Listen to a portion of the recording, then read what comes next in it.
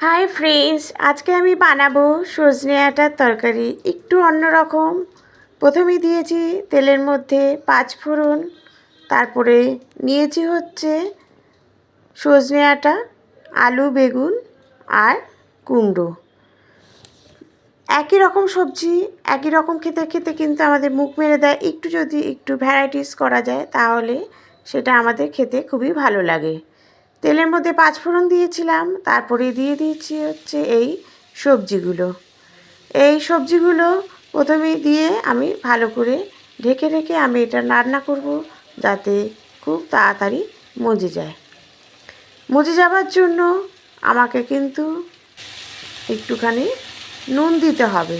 নুন দিয়ে যদি ঢেকে রাখেন তাহলে কিন্তু খুব তাড়াতাড়ি মজে যাবে। এই সবজিগুলো খুব তাড়াতাড়ি রান্না হয়ে যায়।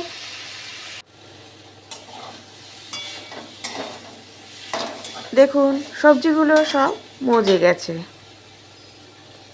তারপরে আমি একটু অন্যরকম করার জন্য দিচ্ছি হচ্ছে সর্ষের গুঁড়ো। আমি ভিজিয়ে রেখেছিলাম লঙ্কা আর হলুদ দিয়ে, সেটাই দিয়ে দিলাম। সর্ষের গুঁড়ো দিয়ে একটু ঢেকে রাখতে হবে। নামানোর আগে একটু চিনি দিতে হবে। চিনি দিয়ে তারপরেই দেবো হচ্ছে আমরা ধনে পাতা দিয়ে আমি একটু ঢেকে রাখবো।